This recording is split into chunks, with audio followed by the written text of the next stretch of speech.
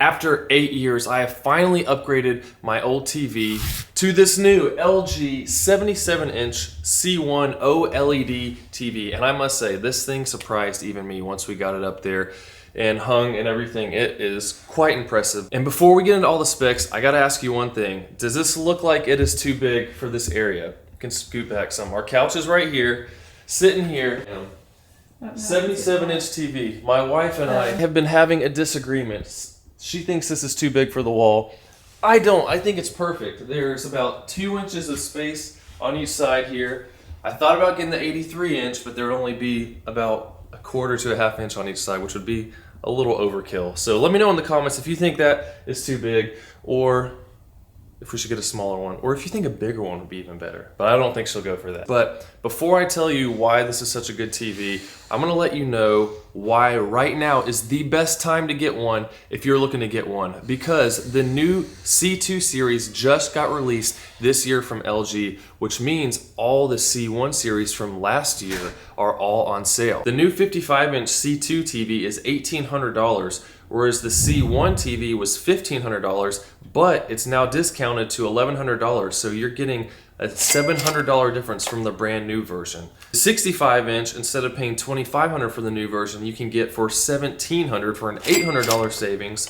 The 77-inch, which is what I have, the new C2 is $3,500, but this one is only $2,700 for an $800 savings.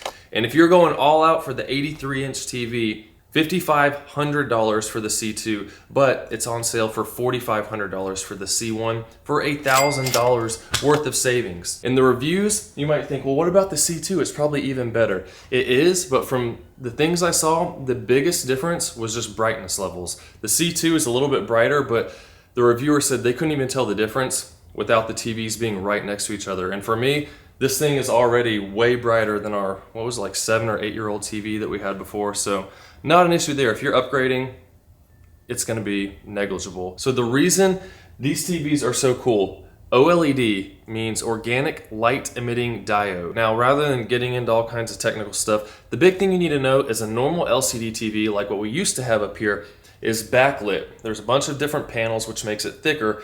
And so as it's lighting the various pixels, you might have one right here that's something dark in the shadows and then a person's face. But because of the brightness spread across the screen, there's gonna be some light, what would the word be? Variations? Not variations, spillage, some light spillage into those other pixels that are supposed to be dark. Whereas with the OLED TVs, each individual pixel is lit on its own. So you could have one that's completely black and one that's maxed out at the peak whiteness, and it'll be crazy contrast, which is what makes it so good. I'm not gonna throw a bunch of video up here to see because watching it on the camera is not really gonna do much, but if you run into a Best Buy or something like that and you can see the difference between these two TVs, and then you get on Amazon and buy one, that's what I did. I got this through Amazon, was here in a week, and this thing was, I think, 60 pounds with the stand. It's like 75 or something like that. They are quite heavy. The screens on these are super thin because you don't have all those extra layers. So, I mean, the thing's about the size of my smartphone as far as width, aside from the bottom section where you mount it and all that. So you do have to be careful. I heard one person saying they were wiping off their TV, cleaning it, and it bent the top edge of it. So you gotta be careful there. The thing you do need to be careful with these OLED TVs is potential burn-in on the screen. So for me, I pretty much just watch movies, things on Netflix, Disney Plus, movies, TV shows, that type of thing. But if you're watching network television, something like a sports channel or maybe a stock channel where you have a constant logo somewhere on the screen, even stuff like Disney, they still have the little logo on the bottom now, that could get burnt in on your screen if you have it playing constantly. So if that's an issue for you, then you might want to stick with an LCD TV. But for me, I typically stick with the movies, stuff that's online that you're not going to have those logos on. And you think, this is a really expensive TV, and I agree, but for me, filmmaking, all that type of stuff, video quality is one of those things that is really important to me.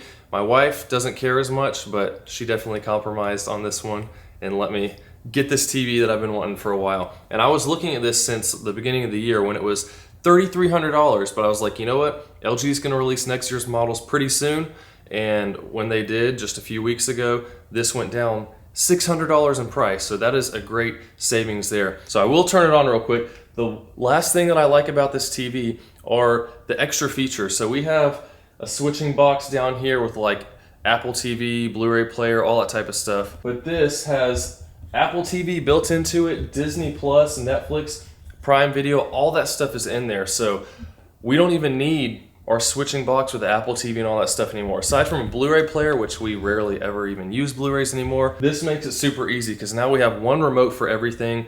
It hooks right into my LG soundbar, and I'm not sponsored by LG or anything like that. I just have always liked LG's products. They make really good stuff. But as far as that goes, if you're interested in seeing my complete home theater setup, let me know in the comments. I'll make another video on that as far as TV, soundbar, mounting equipment, everything else that goes along with it. But definitely, if you want to get a new TV, now is the time if you're wanting an OLED TV, because these are on sale. And it's only going to last as long as the TVs are still there because they're selling out now. So go get one now if you want. Let me know what you think in the comments if you're interested in getting a new TV and which one. Which size is your preferred? Mine would have been 83, but my wife wants to go back to 65. So, oh well, I hope that was helpful. We'll see you soon.